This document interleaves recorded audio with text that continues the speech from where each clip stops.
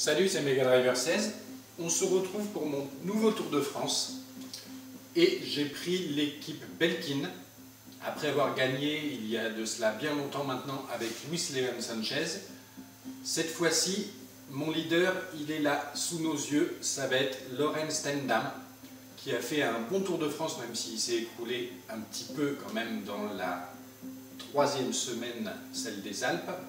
Mais là, il a quand même avec la mise à jour de Bellstat, donc je vais essayer de gagner le Tour de France avec Stendam, avec ses 78 en montagne, 71 en contre-la-montre.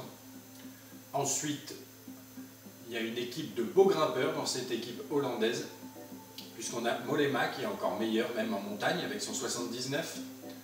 On a Kruijswijk, je ne sais pas comment ça se prononce exactement, qui est niveau bronze, lui, avec son 77 en montagne et 70 en contre-la-montre, c'est pas mal.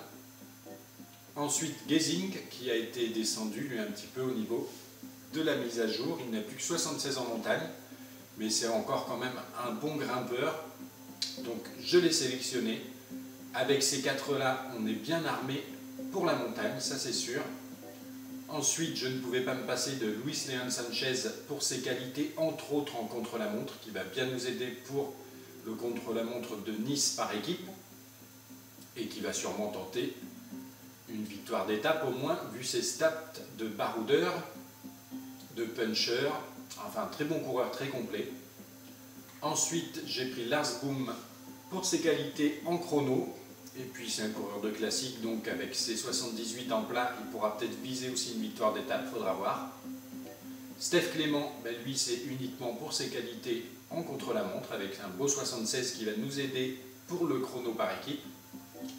Ensuite, pour de la victoire d'étape, le coureur de classique Van Mark, le jeune coureur belge qui s'est fait remarquer au Paris-Roubaix, puisqu'il était dans le final face à Cancellara, donc un bon talent, Van Mark. Par contre, lui, il ne va pas nous aider au contre-la-montre par équipe, c'est sûr, avec un petit 58 en chrono. Mais il peut viser une victoire d'étape sur ce Tour de France.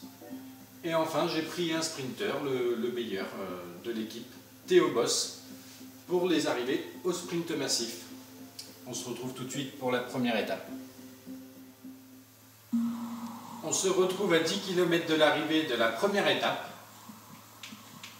Et je suis parti avec Lars Boom en contre-attaque parce que devant, nous avons Kadri à 58 secondes. Je comptais finir l'étape peut-être avec mon sprinter Théo Boss, mais vu l'ampleur qu'a pris l'échappée de Kadri, j'ai été obligé de revoir ma stratégie. Et encore, je me demande si je ne l'ai pas vu un peu trop tard parce que l'écart ne réduit plus trop avec Kadri. Je ne sais pas s'il va un peu s'écrouler sur la fin, vu qu'il a quand même fourni un gros effort. Ça fait un bon moment qu'il est en échappée maintenant.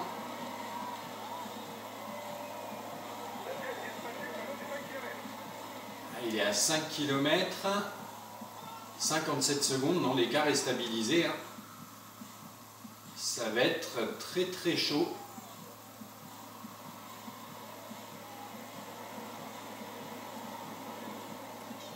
Le peloton est quand même relativement loin derrière, mais on ne revient pas sur Kadri qui résiste très très bien.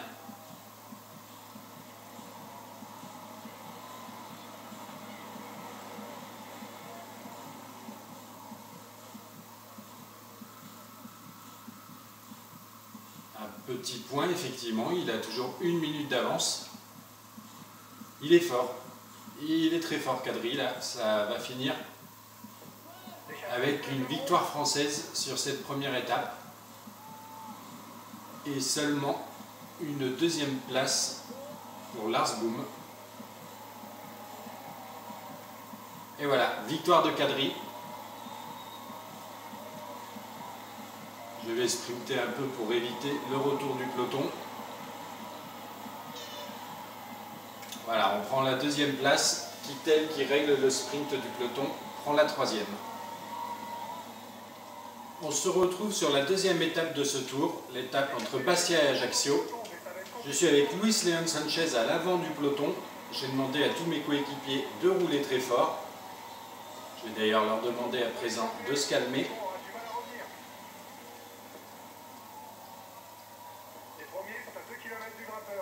Et moi, je vais attaquer car devant, il y a Fedrigo et Gilbert, deux gros clients à la victoire finale,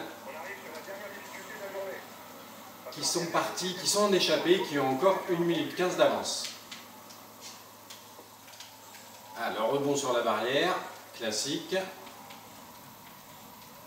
Allez, Luis Leon Sanchez qui fait l'effort là.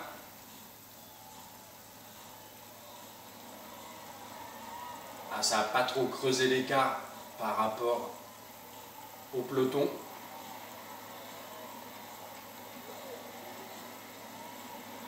Ah, cette petite côte est dure hein, quand même. Ça y est, ils sont passés en tête.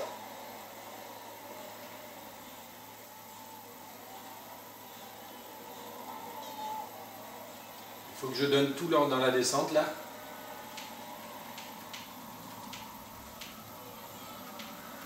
Le rouge ne descend pas normalement.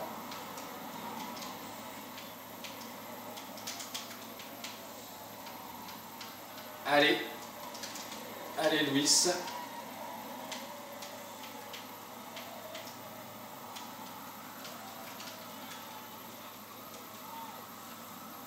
On continue à faire l'effort pour essayer de revenir sur les échappées.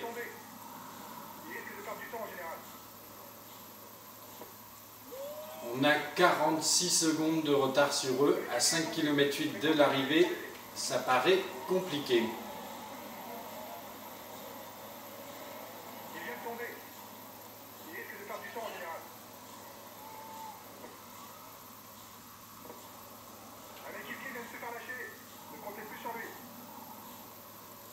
Mon sprinter qui se fait lâcher dans le final.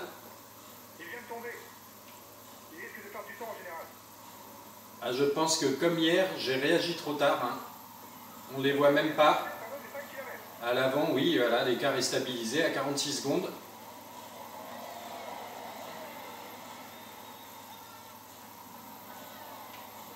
Il n'y a que 45 coureurs dans le peloton d'ailleurs. Il y a eu des dégâts, on dirait. On arrive sous la flamme rouge. Eh bien, toujours sevré de victoire d'étape sur ce tour avec la Belkin. Voilà Gilbert qui s'impose devant Fedrigo. Et moi avec Luis Leon Sanchez qui ne va prendre qu'une 3e place.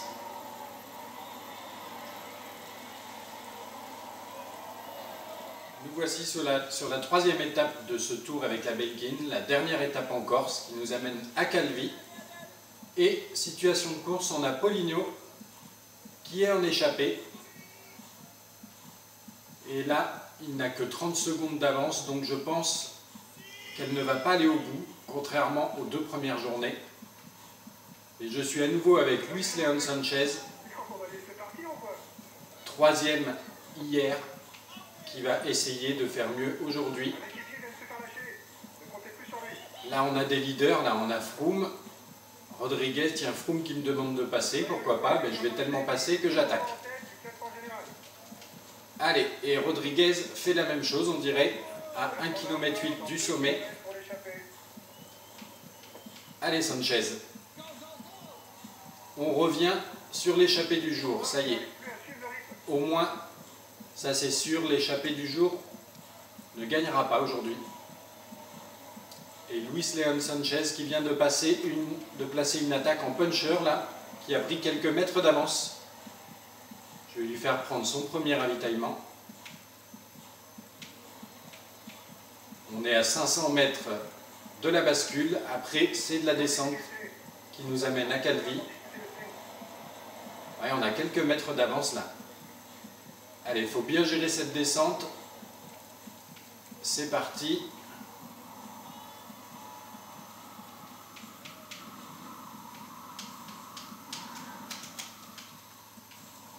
J'ai un petit peu trop freiné.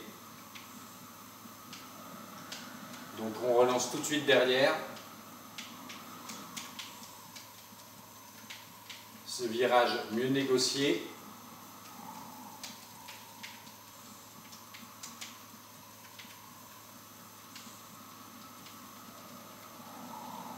Voilà, une belle descente là pour le moment effectuée par Luis León Sánchez. Et même en appuyant à fond là, sur le sprint, le rouge ne descend pas, car il y a des pourcentages de descente importants. Enfin, quoique là, on n'est plus qu'à moins 2,2, mais bon.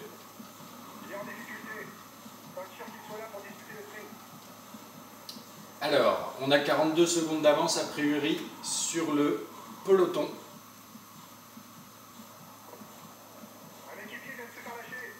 Van Mark se fait lâcher, c'est pas bien grave.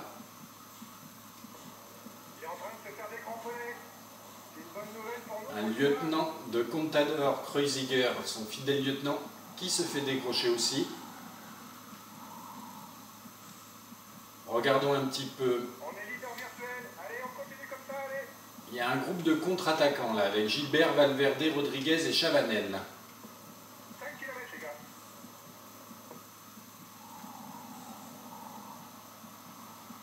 Bon, je surveille surtout Tendam qui a l'air d'être dans le peloton, avec les autres principaux favoris, en tout cas avec Froome. Donc ça me va bien. Et là, Luis León Sánchez, avec la belle attaque qu'il a fait dans le final de l'ascension, une belle descente aussi, et ses qualités de rouleur sur le plat, je pense que maintenant, il a étape gagnée, à part accident. On arrive à la flamme rouge. L'équipe Belkin va pouvoir profiter a priori de sa première victoire d'étape sur ce tour. Où ils sont à 1 minute 17 derrière. Ça va être bon. Ça aura mis du temps quand même cette première victoire d'étape pour l'équipe. Mais la voilà.